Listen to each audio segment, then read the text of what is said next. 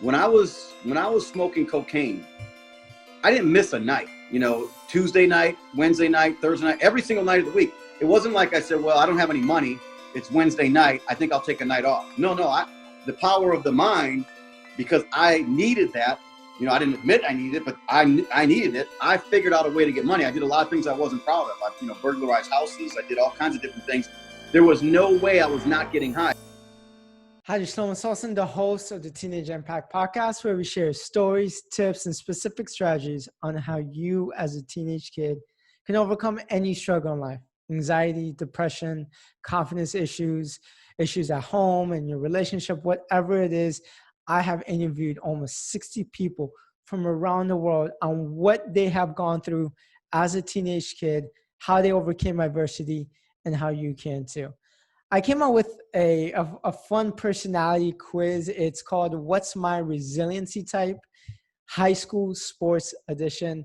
It's crazy because I got long distance running as my high school sports edition, even though I did long distance running and I love long distance running. So that was pretty awesome. But if you want a quick and easy, fun quiz that you want to take, should only take 30 seconds. It's 10 questions long.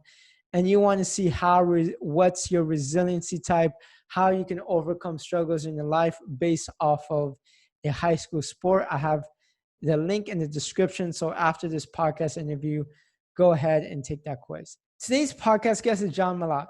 John is a successful entrepreneur. He has built multiple million-dollar businesses. You look at his life, you might feel jealous. You would think, wow, he has a beautiful family. He has successful companies. He has everything he wants. He travels the world. He speaks around the country. But guess what? His high school years, he was lost. He was arrested multiple times. He dropped out of high school. His sister died from heroin overdose. He suffered from drug addiction. He even got a heart attack at 17 years old from too much cocaine. But enough was enough. He eventually turned his life around, found a couple of mentors, worked extremely hard to build successful businesses. So give it up for John Malott on how you as a teenager can turn your life around and become successful.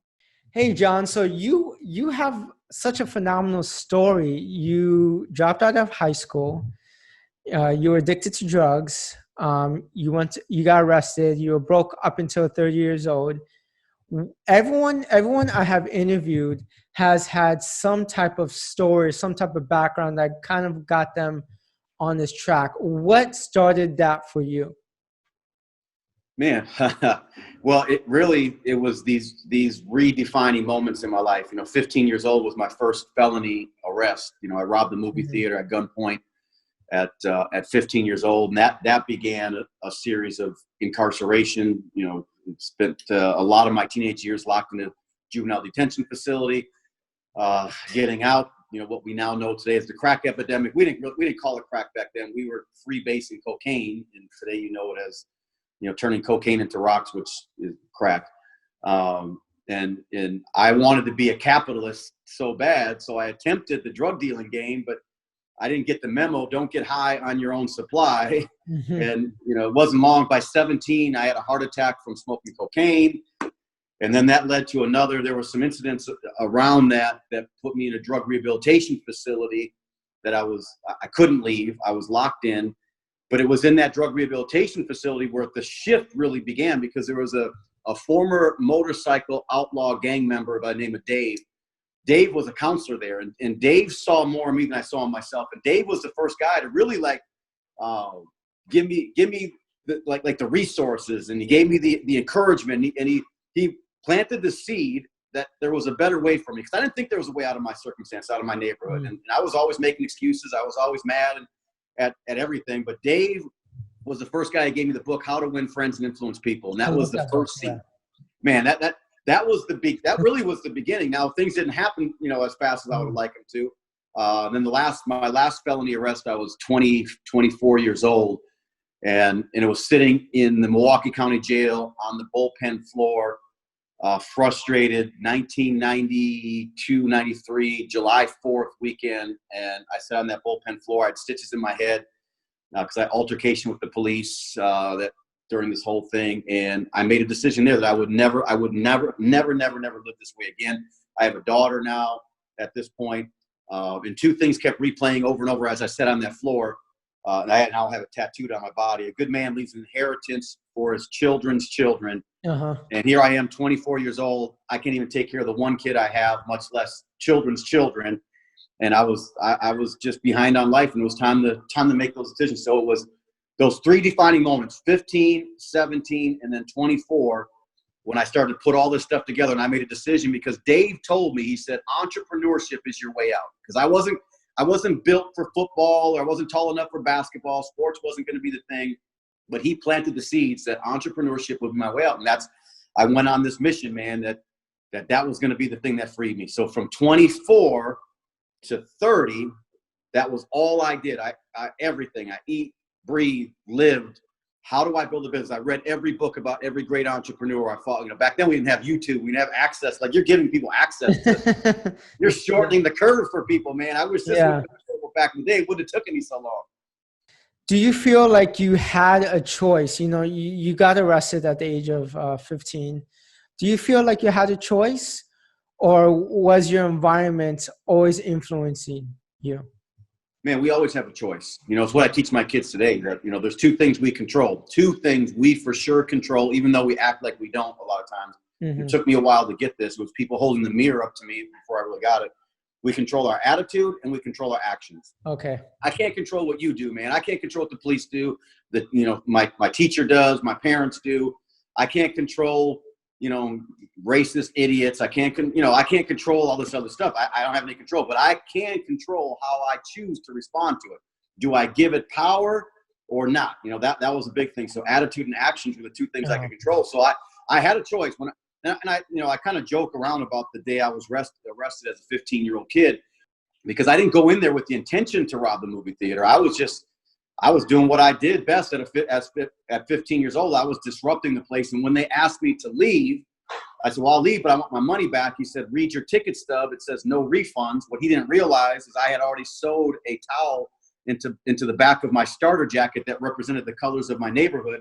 And I said, well, in that case, give me everybody's money back. And that, so again, it was their fault they got robbed. that was my fault.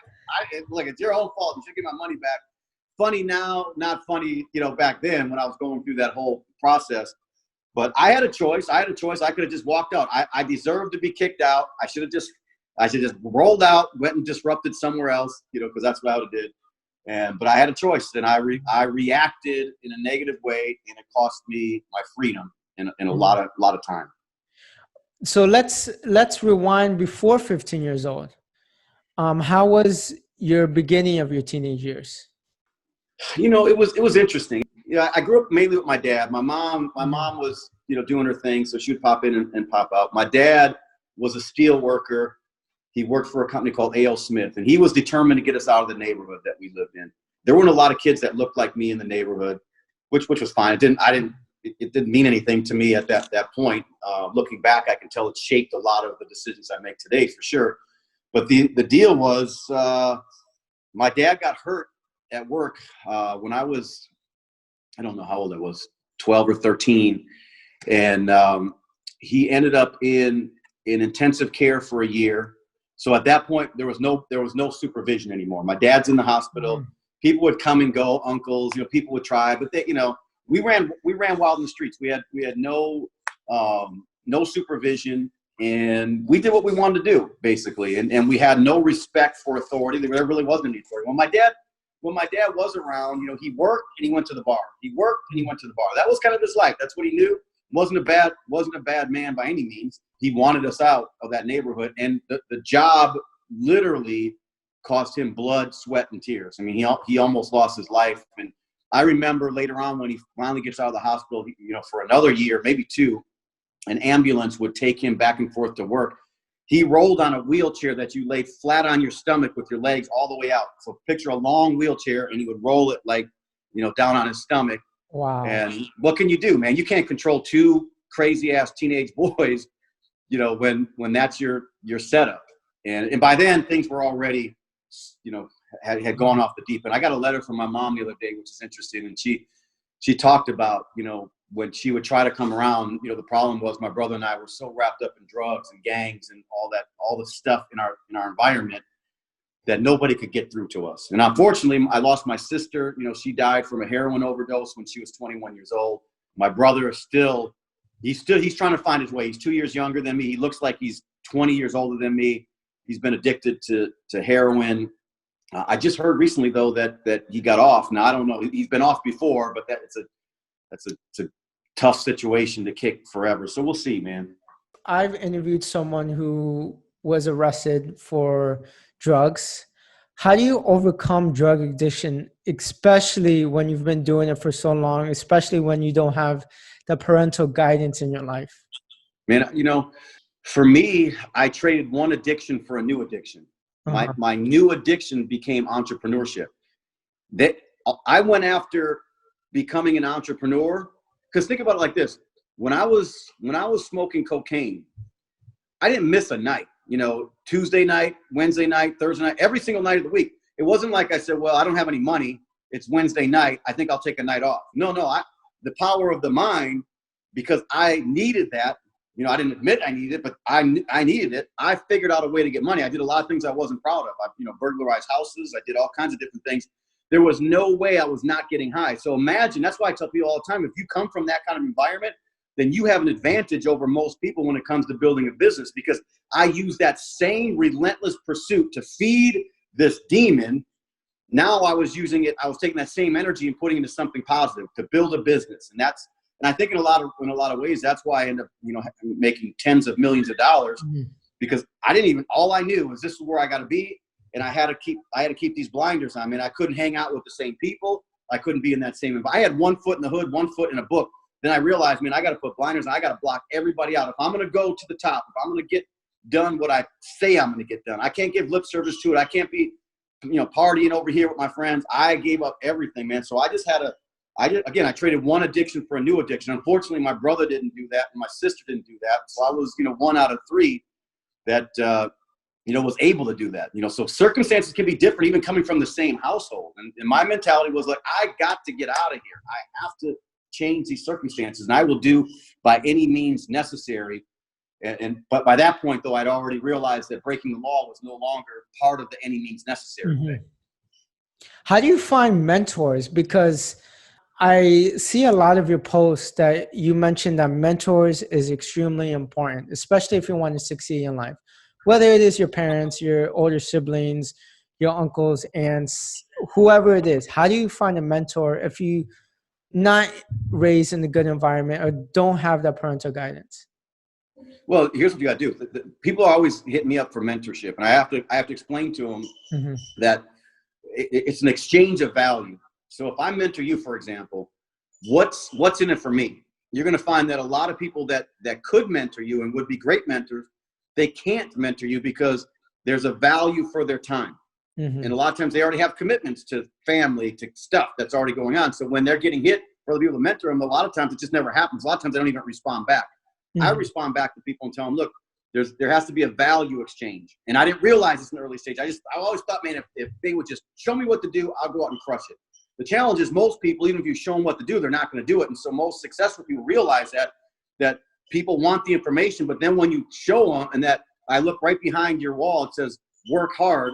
Once you tell them that dirty 4-letter word called work and you add hard, now all of a sudden they're like, oh, shoot, there wasn't any magical secret. What I had was, so for me, I got involved. All my mentors in the early stages were books. They were, I was listening to, I'm aging myself, but cassette tapes, audios, VHS tapes. Again, we didn't have YouTube. I still remember the VHS tapes and the audio tapes. Yeah, that's funny, man. But that's what we had. Those were my mentors. I would listen to it in my car. I would turn off NWA. I would turn off the Ghetto Boys, and I would put in, Jim Rohn. I would put in Tony Robbins. I would put in Zig Ziglar, and I was reprogramming my mind because I had to push out the old programming and get some new programming in. And then eventually, because that information, once it becomes part of you, the world started to open up. I mean, all of a sudden I would find myself around certain people. And I would just be in the background listening, man. I remember one time, one of my mentors who became my mentor later on, they were at a bar, and I don't know if he knows to this day. I stood right behind. I wasn't in their circle. They didn't know who I was. I stood right behind them at the bar, and I was listening to their conversation, thinking I could pick something up. Later on, we ended up in business together, which is so funny. And then I got involved in network marketing, which is where Jim Rohn became my mentor, because Jim Rohn, the reason why he would mentor me personally is because he had an opportunity to earn an override from what I did. So it was perfect. It was a win-win situation for both of us. I would learn from one of the greatest, philosophers of all time, and he would earn an override if I did well. He would earn income. So the value exchange was very clear. It was very simple. It's crazy. I learned so much in that time frame. Tony Robbins was mentored by Jim Rohn too. Yeah. That's amazing. Let's go forward to your turning point. And so your turning points were 15, 17, and 24 years old. What happened at 24 years old where you said enough is enough? That was the final time that was the last time I was arrested. Now I'm supposed to be a grown man. When the police were taking me out of my home. And at this point I have a 2-year-old daughter, my daughter Lauren today, incredible kid, grown kid today, woman now. But she was 2 years old. And I'll never forget, as I was handcuffed, my hands around my back, and they were taking me out of the house. My daughter's freaking out, crying. She doesn't know exactly what's going on. She's 2 years old. But as I was leaving the house, her and I crossed eyes, locked eyes. Couldn't have been more than a second or two, but it seemed like forever. And so when I was sitting on that bullpen floor in Milwaukee County Jail, it was what Dave had told me in drug rehab when I was 17, that a good man leaves an inheritance for his children's children. I found out later on it wasn't just about money. It was about information. But sitting on that floor, her crying, her upset, and then that quote, those two things just kept playing. I couldn't get to court for 4 days, so it was a miserable experience. Again, I had stitches in my head, fresh from an altercation I had with the police inside of my cell at the 6th District Police Station. And so I was miserable, man. I didn't want to live like this anymore. So I tell people the first thing, you got to make a decision. So I made a decision on that bullpen floor. Number one, I would not be arrested again. Number two, I would dive into personal development. I would figure out what these people are doing.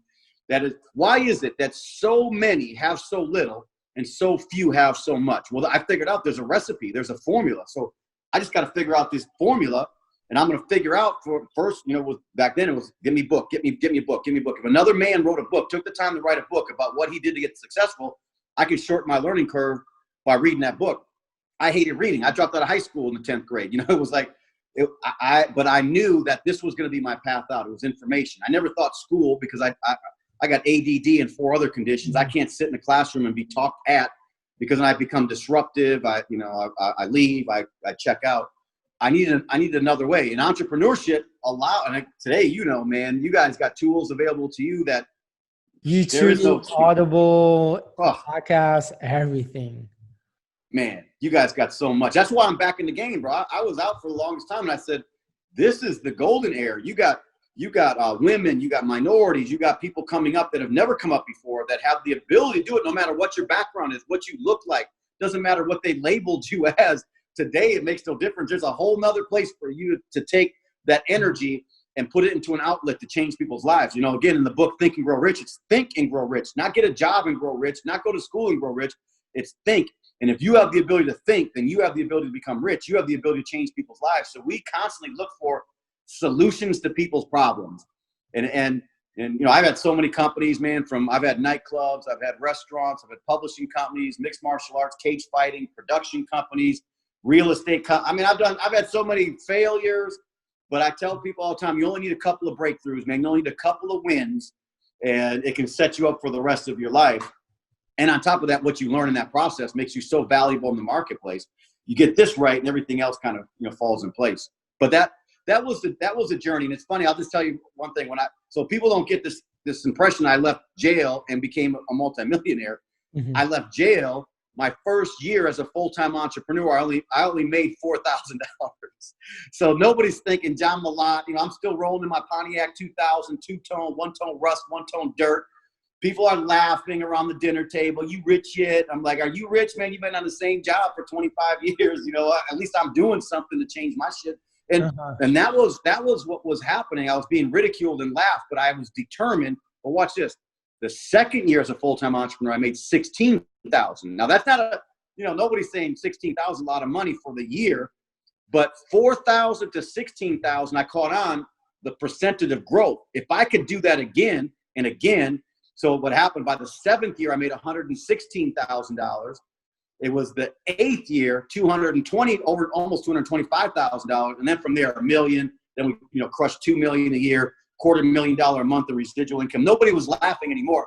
The same people that were laughing, they're showing up hands look like cups. You know what I'm saying? Like, you know, like, and they were always like, we had your back the whole time. They're like, I'm like, you are a liar, man. You guys were the biggest obstacles in my path.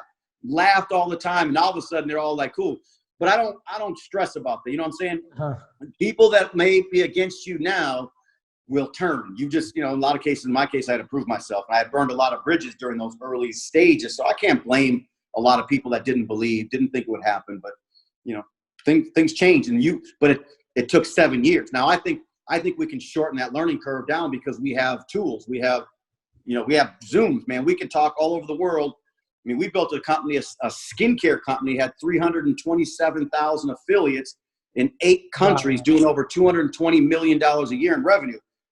We had tools to communicate with them that didn't even exist 5 years prior to that. You know, it's a different time, man. You can build a global business and have a 6-second, you know, commute to your spare bedroom office today and crush it. Different times. What do you think is the first step if someone wants to build a business? I think the first step is always you gotta set goals, and this I think you'll get tired of hearing it, but you know, for me, I write it down. I write down where do I want to be. I write it down. Of course, I got a vision board, and I love the visual stuff. But I'd like to take the goal, then you reverse engineer from that goal. In other words, what I caught on very quickly is I knew what you can look at your results right now, right? Like you can look at your results. You know what results you're getting. A lot of people lie about their results. They post pictures of themselves next to Lamborghinis on Instagram.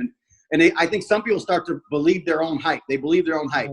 It's all BS. It's not real. It's, you know, fake facades we could break with a rubber hammer. But when you really dig deep and say, okay, who am I really? What am I really? Where am I really? What are my true results? Not the shit I put out. Excuse my language. Not the stuff I put out, you know, on Instagram for show, but the real deal. And you look at that result, then you work backwards from that result. How'd you get that result? Well, it came from your actions or your behavior. Your behavior came from your attitude. Your attitude came from expectations. Your expectations came from your beliefs. Your beliefs came from your thoughts. So if I want to change my results, guess what I got to do? I got to work all the way. I got to reverse engineer it, identify all these things, get right back to my thinking. So for a lot of people that are negative, they're blaming, you know, the world for their problems. We got to reprogram this. For me, that's why it took so long. I had to reprogram this because I blamed the police. I blamed the schools. I blamed my dad. I blamed my mom. I had everybody around me I blamed. So my mentor held the mirror up and said, bro, this is you. You made the appointment to be here. This ain't got nothing to do with anybody else. You can talk about them all day long, but until you get your act together, until you change this thinking, your results are not going to change. So we're out, you know, we're always trying to change other people and change society. I figured out, man, I got to change myself first, maybe change my house, then I could change my neighborhood, maybe change the city. Who knows where I can go from there. But so I think the first step is write down exactly where you want to be, because then you can take that goal. I don't know, maybe you want a big house. Maybe you want a room full of cash. Okay, well, let's reverse engineer that. How do you do it? What is that room full of cash? How much is that exactly? Give me a number. Because then I can figure out, okay, then I can break it down. This is what it takes. You want $100,000 a year. Well, I know that's $8,333 per month. I can start to figure out, okay, I can break it down by the week and break it down by the day. Okay, now we need to figure out what is your brand. Your brand, you know, if your branding is right, branding equals authority. Authority equals power. Power equals access, and access equals wealth. So we can work through this whole process. Again, if I want wealth, I can work backwards. Well, I need access. Okay, how do I get access? Well, I got to have some power. People got to think I'm something. How do I get power? Well, I got to be an authority in something. Now you guys are creating ebooks and content and things that give you authority. And if you stay in your lane long enough, it's just a matter of, I used to say, stay strong enough long enough, because most people will quit right on the 99-yard line, man. They're about to get there, and then somebody says something, somebody does something, and now and then when they come back, because they'll inevitably come back, they got to start all over again. All that momentum lost. So I just was too stupid to quit, man. Every single day I did something towards my business, no matter what the weather, no matter who was talking crazy, it didn't matter. Every day I did something towards my goals. And eventually people started, they'll say, then they're going to say, bro, you got lucky. I'm like, yeah, well, while you were at the club, while you were at the beach, I was doing the thing. So true. That is so true. And you know what? You brought up a good point where the reverse engineering, because I got that advice, I think 8 years ago. I just made a video about this, ironically, where most people, they make goals going forward, but instead you should make goals going backwards. Like you said, reverse engineer, make a long-term goal. Where do you want to be 10, 20 years from now? And make a checklist of everything you need to do to accomplish those goals. Let's talk about the differences between self-education and formal education. What do you think the difference is? Because you dropped out of high school, what, at 16, 17 years old? Yeah, it was, well, basically what happened, I got incarcerated at 15. So, and then they had a program to go to high school in the juvenile detention facility, but it was an optional deal. I opted not to go. So that was pretty much the end for me. Do you recommend people going to college?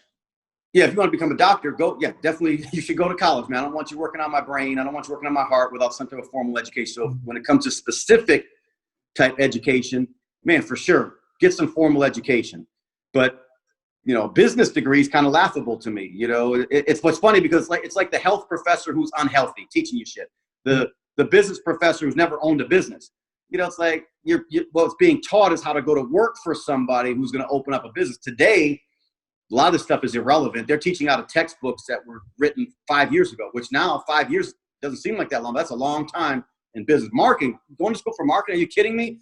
We got 18-year-olds that are brilliant marketers today. They're figuring this stuff out. We got ClickFunnels. There's so much stuff you can do. But yeah, when it comes to specifics, so you got to figure out, evaluate, what do you want to be?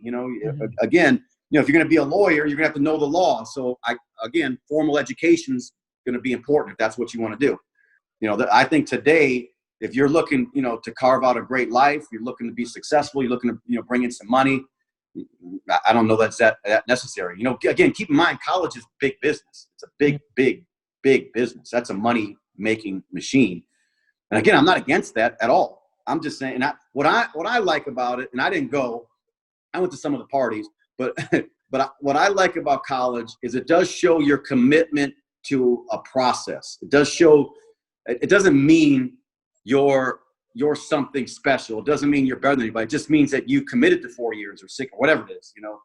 I like that because it's a way to show that somebody actually had the fortitude to stick to something long enough. Because today people are all over the place, especially young people. They're on the one thing, they're on the next thing. You remember the movie Up with the squirrel? Squirrels, we're all over the damn place. And I know because I got ADD and, like I said, 4 other conditions. So I do the same stuff. But if you can stay committed, because to become a great entrepreneur, you're going to have to focus in on something, to have success. Absolutely. And I remember when I was in college, like you said, I went to college for business, completely useless. But what was useful was I used to lack confidence, which is the reason why I started Teenage Impact Podcast. I was bullied for 15 years, so lack confidence, and I joined a fraternity. And with the fraternity, what we had to do is throw events. We had to recruit. And a fraternity is built like a business organization. There's marketing. Everyone has their own roles and what they're good at. And so that not only built up my confidence, but also taught me the skills that I use in entrepreneurship right now. See, that's the thing. I was talking to my wife, she's got a college degree too. And the other day she says, I can't tell you anything from college, but when we do talk, like the networking, the relationships, all that stuff is valuable, man. Think about like the people that are running our country. They go to these prestigious schools. What are they really getting there? They're getting connected. They're connecting. They're getting access. So I like that environment for that type of thing, for the events, for the socializing, the networks, the possibilities of locking arms with somebody just that's like-minded. Look, you look at a lot of our billionaires, you hear the stories. They went to college, they met in the dorm, they created something, and it became $1 billion enterprise, you know. So there's a lot of there's a, you know, we should think about that too. So I don't knock it. I didn't go, so I can't, you know, say anybody should go or shouldn't go. I'm just saying whatever you do, get something from it. Use that experience to grow you. Don't just go there because I'm going to party every single night and, you know, and then cram the night before the test and just barely make it out. Just go there and get it all, man. Get the environment, get the networking, get the relationships. Come out of there with a serious plan that you're going to go smash it. And then maybe own, you know, I like the owner's mentality. If I'm going to go there to get a skill, let's say I'm going to go to get a skill to be a lawyer, I would use that law degree to open up my own law firm. If I'm going to go to school to become a mortician, I'm going to go open up my own funeral home. Why not take that information and use it to empower yourself and equip yourself to go do something? You know what I'm saying? Absolutely. Absolutely. What principles in life do you abide by right now? Man, I got a lot of the big one for me is find one of the principles I adhere to. Find someone that has what you want, find out what they did to get that thing, and then do exactly what they did until you get it. Not until it gets tough, not until, you know, someone tells you it's a scam and you quit. You do it until it's done. That's one of the big ones that I live by. I live by the principle, you know, I have another tattoo that says ego is the enemy. I have it right where I sign stuff to always remind me, because I let my ego get in the way several times. I had a mentor that said, when you forget where you came from, you're on your way back. And he said, your ego's out of control, man. Nobody likes you. And that hit home, man. And it's like I only made like $14,000 that month, and I thought I was the deal, man. You couldn't even talk to me. I was like, man, I walked on water, glowed in the dark, you know, in my own mind. But I was an idiot. I was a jerk. My ego was out of control. My head was way too big, and I had, you know, millionaires smack me down. Thank God that back then you could tell people the truth and they would actually listen. Today you can't tell. So I always tell people I'm mentoring, I'm saying, do you want me to tell you what you want to hear, or do you want the truth? Because the truth might hurt you, and people are very fragile today. If they get hurt, now they're mad at you. If they feel any kind of pain, it's a different time. Back then, man, my mentor would hang up on me. He's like, bro, I don't have time to waste. If you're not going to listen, don't call me back. And that'll be the end of it. And it would take me 2 weeks to get him back on the phone. If you do that now, they're going to put you on blast on social media that you're the worst, terrible, all crybaby stuff. And, you know, I'm telling you, I live by, you know, thicken up your skin, man. You cannot become, I hear kids all the time say, I'm going to be a billionaire. Well, you know, I just saw you crying on your last post and putting down a whole group of people in your last post. Good luck getting there, because, you know, you got to thicken up your skin, man. You got to toughen up in this world. This world is not playing right now. It's brutal. And if you're crying every time, you know, a little thing happens to you, if you get, you know, stub your toe and you talk about it for the next 2 weeks, man, it's a long way to a million, much less a billion. You know, a good way I would say to toughen up real quick. I right after I graduated, I did door-to-door sales. 60 hours a week. They would drop you off in a random neighborhood, assign you a territory from 11 a.m. to 9 p.m. You would just knock on doors. So the only way to eat and the only way to use a bathroom is to be in the person's home selling. That is brutal, man. That is brutal. I get that. That's why I tell people, do something like that, man. Go out there and take your lumps. I tell people all the time, even like network marketing, you want to learn business skills and you don't want to put up a bunch of money doing it. I learned leadership. I learned team building. I learned branding. I learned marketing. I learned sales. I learned how to thicken my skin, because half the world was like, oh, network marketing, pyramid scheme, it's whatever. They don't know what they're talking about, but it's because failures tend to stick together and they tend to perpetuate lies. And it was the most pure way of doing business. It was a great way. If you did the work, you would get paid, but you had to go. Like, you know, I don't know how many doors you got to knock on before you got one person that said, hey, I'll listen. And then how many doors you got to knock on before you get one person who says, okay, not only will I listen, but now I'm going to buy. Most people won't do it. They think they're just going to build a click funnel, and they got, you know, they're going to, I don't know, make a tea or something, and they're going to go crush it. And then it doesn't work. They spend a bunch of money on ads on social media, and they're scratching it. Why it doesn't work? Well, it doesn't work because life demands a payment. You know, you got to pay the price. There's a process for this stuff. Of course, some people get lucky. Vanilla Ice, he had a big hit. Ice Baby, one hit wonders, man. They are everywhere. And you don't want to be a one hit wonder. You want to be someone that's got the principles, that's got the mentality, that's got the attitude, that's got the the fortitude to go out there and crush it and then do it for a long period of time. And I love that you went door to door, man. That's a whole nother level of, pain. In high school, a lot of people look down on sales. It's unbelievable. It's like people do sales because they don't have any direction in life. And that really, back then I used to believe that. But it really bothers me that parents or teachers tell their kids not to do sales. Like, why are you doing sales? Because sales is really going to teach you the fundamental skills of life. I think everything is sales. Whether or not you want to own a business, I think communicating with your kids is sales. Communicating with your teammate or people that report to you is sales. Everything is sales in life. Bro, I had a mentor that said, you're either being sold or you're selling. You make a decision. You're either going to be a capitalist or a consumer. And in the end, there has to be a transaction. Look, even if you're a teacher, well, somebody's selling someone on the college. You know what I'm saying? Somebody, doesn't matter. A lot of people that say they're not in sales, the IT person who's, using his mind to create that stuff. Well, somebody has to sell the product that you're creating in order for you to get a check. It's very difficult to show me an area where a sale or some exchange, because there's an exchange of money that has to happen for either exchange of value for the service or that product. Somebody's on the front lines taking those arrows, taking those hits. Look, I had a mentor talk about, like, you take Apple, for example. Apple, I mean, what an amazing, one of the largest cap companies in the world right now. Apple, whoever makes the products, they got to be brilliant, smart people. They should go to school, probably went to school to figure out how to make the stuff. I have no idea. Brilliant people. But you know where the big money's made? It's in the distribution. It's in Apple's marketing. It's in Apple's ability for us to convince us that we should take our hard-earned money and buy their expensive products and get involved in their ecosystem. That's called marketing. That's called sales. That's called branding.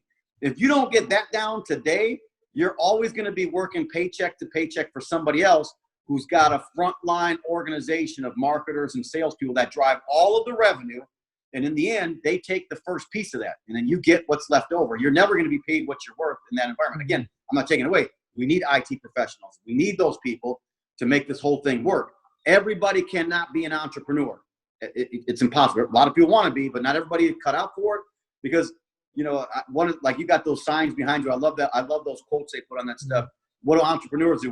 We don't work 9 to 5. We don't put in 40 hours a week. We'll put in, double that and make nothing in the beginning. Sometimes most people are not cut out for that type of thing. And to go door to door, I started in I suck. after it sucks, man. Yeah. But you start to figure out, you sharpen up your game, you evaluate your processes, you start to reverse engineer. Okay, well, that didn't work. Let me look at what could work, and you adjust and you move forward. We should be doing that as human beings every day. Unfortunately, 2020 feels like we went backwards a little bit. We need to reverse engineer how the heck we got here, which is pretty simple to do, and then start making better decisions going into 2021. Just a couple more questions. Second to last question. Someone right now is going through some type of rough time, especially, the whole coronavirus going on. A lot of stuff on social media, people are feeling down. Mental health is taking a toll on their mental health. What can someone do to overcome that right now? Man, I'm telling you, for me, I can only speak for me because I've been there, man. I've been down, out, depression, frustration. Yeah, just I don't want to take myself back there. I'll tell you what I do: personal development. Again, it's the mind, man. The mind is playing tricks on us. And then look, and if get off the TV. Like I was taught, don't watch the news at night. Don't open up your mail at night. Don't do anything that's going to put negative stuff in your mind before you go to sleep, because your subconscious is working out the plans. The subconscious is taking the stuff from, the universe and figuring out how to take the stuff that you believe and turn it into reality. It's like, I just saw this thing, we see a lot of these posts right now, I can't breathe. And they're selling t-shirts. I can't breathe. I can't breathe. I can't breathe. That kind of stuff repeated over and over is telling your subconscious a certain thing. And the mind is crazy, man. I don't have all the answers around this stuff, but I can tell you this: if you keep repeating something over and over and over, it becomes your reality. If you tell yourself, look, I'm a magnet for money. And I did this for the longest time. I did this for years and years. I had a whole affirmation thing I did over and over. This too shall pass. This too shall pass. I'm a magnet for money. I would have trouble sleeping at night because I was broke. I didn't know how the bills were going to be paid. People were coming after me. I had to tell myself to get to sleep. I would meditate on all these positive things. I'd have to get rid of if you were negative and you were around me, I couldn't have you in my circle because you were messing up the programming. I'm trying to change. I had to change this because my dad messed up my programming. My teacher messed up my program. The schools being locked up messed up my program. That's a whole different environment in there. All this is negativity because we're not rehabilitating anybody. We're creating better criminals coming out of these environments. So I'm telling you, if you're down and out, you got to find a way to work on your head because it's your head that's got you down. Because think about it, even in our country, even the poorest of the poor are better off than people in Cambodia. There are people in these other parts of the world. I'm talking to my buddy, and he's telling me about in parts of Haiti. Matter of fact, these kind of places are everywhere. They don't have stimulus plans. Nobody got a check when the coronavirus came. And some of them in some countries were told they couldn't leave their house or they'd be subject to being shot. So you don't have a check from the government. You're not sure where the food's going to come. And now you can't be outside. Think about the blessings even the poorest of the poor have here. We got people that were making more money under the coronavirus, from unemployment checks and stimulus. Not everybody. I don't take any government money because here's what I teach my kids. As soon as you take money from somebody, that person has control over you. It's like my kids ask me for money. I let them know as long as you're in my pockets, I will have control. I will continue to give you direction, guidance, and advice. I will continue to tell you what you should do. The day you can sustain yourself by yourself, then I'm out of it. That's on you. And I see people all the time, they want the government to give them more money. They want people to give them more money. No. If I give you money, look, if you get money from me, I'm going to tell you this is what you do. This is how you live. Because you're under my wing, you're under my roof. I don't take money from the government because I don't want the government telling me how I'm supposed to live my life, what I'm supposed to do. You can keep your stimulus check. I'll make my own stimulus check. You know what I'm saying? We got to change the mentality of what are we looking for? Am I looking for my happiness? Am I looking for my future outside of myself or from inside? Once you can conquer the inside, you conquer this up here, you automatically conquer the world because now you don't sacrifice your integrity, your morals. You can speak. You can look somebody in the eye and with clarity and conviction. You know who you are. I don't need your money. I know where I'm going with or without you. I could care less about all that stuff. It's just a matter of time, and you keep focusing on this. So I'm telling you, affirmations, personal development. Get some stuff by Jim Rohn. Listen to some of there's a lot of gurus on Instagram. I'm not 1,000% sold on, but all of them have something we can learn from. Whether it's what not to do or what to do. We have so much information. Turn off all the crap. If you turn on the media right now, man, it looks like we all hate each other. The world sucks. We're all going to die. That's not, look, there's a lot of good happening that we don't get to see. And the world will continue on. We will continue to press forward, and then we can make positive change. But let's do it out of our heart, not out of, how empty my bank account is or what that's going to look like down the road. Let's speak because of what's right, not because of what light it might put me into. Does that make sense? You can start doing that. You won't be depressed. You won't be down, but you might still be broke. Financially. It makes sense. Like wherever you are right now, whatever negative situation you're going through, you're saying work on your subconscious mind because when you work on your subconscious mind, it's going to start to believe that there is positivity in your life. You can make money. You can overcome whatever you are going through, which leads to my last question. My whole entire brand is based off of resiliency, quickly recovering from any difficulty you're going through in life. I have a book coming out based off of 51 interviews I've done. I have an online course based off of how to build resiliency. And all my interviews is based off people overcoming struggles. John, what does resiliency mean to you? It's funny because on one of my arms, I have resilient on one of my tattoos. Oh, you're the perfect man. It's funny you say that. Yeah, man, resilient is just, you stay in the game no matter what, man. It's like, you ever been to a sports game, like a basketball game, and your team is way, way down, and you start seeing people leaving. They're leaving. There's still plenty of time, but the people and the fans are already leaving. They've already given up. Imagine if the basketball team did that. Said, oh, we're down. They just walked off the court. I mean, we would never come back to a game again. So if you're a spectator, then you don't have to have resiliency. If you're a fan, you don't have to have resiliency. But if you're playing the game, if you're serious about the game, then you got to have the kind of resilience that says, man, I've been knocked down 50 times, man. It's like, me 0, the world 50. But you say, you know what? Here comes 51. Here comes 52. It'll be 100. ICW all the time. You're going to find me at the top of this mountain, or you will find me dead on the side trying to get there. There's no other alternative. There's no in between. Going back is not an option. So resiliency just simply says, like, I'm pressing on regardless. And I also tell people, I've been telling people this forever, come with me, don't come with me. That's on you. I'm going either way. As a leader, I'm always got my eyes toward the prize. I'm always heading that way, but my hand is always out. My hand is always out behind me. You can grab my hand if you want, but I can't be looking back. That's going to slow me down. I can't take the whole team and circle back around and jump in the negativity hole with you and the pity party with you, because my responsibility as a leader is to show that it can be done. Because if another man or another woman can do it, then guess what? You can do it. I can do it. We just need the formula. And I got the plan. Stay with me. Unfortunately, if you want to cut the path, with the machete that's not there, that's on you. But if you want to get on my path that we've already cut the path, follow the lead, keep going. It's a matter of time. Black, white, brown, yellow, what, it makes no difference. I do know that if you're black, if you're brown, you're going to have to work harder than I had to work. Not that my struggle was any, I'm not taking away from my struggle by saying that your struggle is going to be more than mine. It just is. You have different obstacles that you're going to have to get through that I don't have to get through. But if you know that up front, then who cares? All right, you can do it because there's been another black person, there's been another brown person, another yellow person, another white person that did it. So therefore you can too. But get around the people that have your solution, not your problems. If you're around a whole bunch of people saying, we're never going to make it, we can't do this, we can't do that. Well, that's kind of what's going to happen. But get around an environment that says, look, I don't care the color of your skin. Come over here. I got a mentoring program.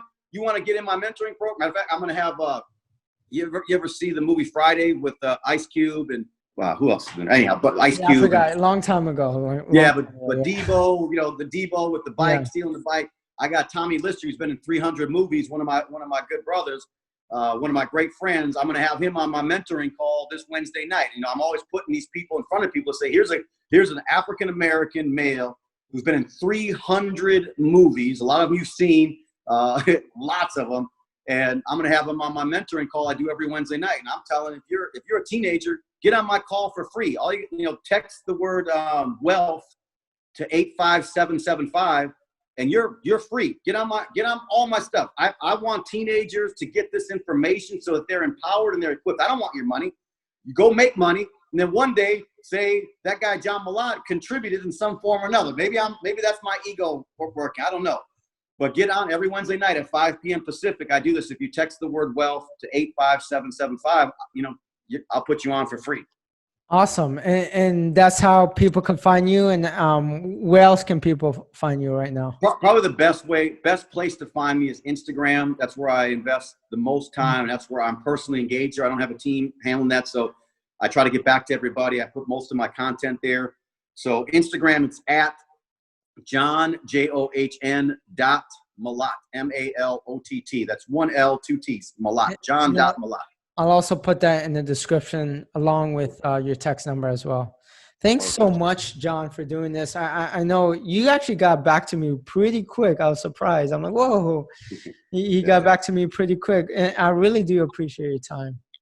It's my pleasure, brother. Look, I got a heart for what you're doing is important. We need more people doing it, man. Just show people the way.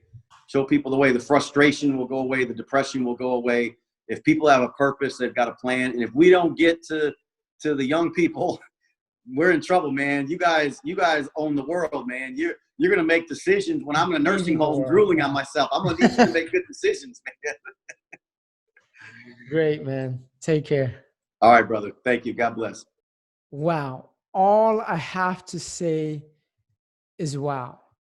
John has showed that he can overcome all odds. He went from someone who was addicted to drugs, was arrested, hanging out with the wrong crowd, to now a successful entrepreneur, mentoring other people on how to become successful.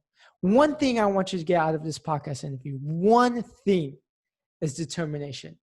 John was determined to do anything possible to overcome his struggles in life. John was determined in life to prove everyone wrong that he can make it as an entrepreneur. John was determined to become a successful entrepreneur. John was determined to learn anything. John was determined to get mentored. And that is John today. John is successful because of his determination, because of his resiliency. And whatever struggle you are going through in life, I don't know. But the number one thing that will propel you in life is resiliency and determination. If things are not going your way, keep going. Don't quit. Because as soon as you quit is when you give life power over you. And you don't want to give up your power. Take control of your power by continuing on the journey, whatever journey and path you want to go into. Because one day, in 10 to 20 years, you're going to thank yourself.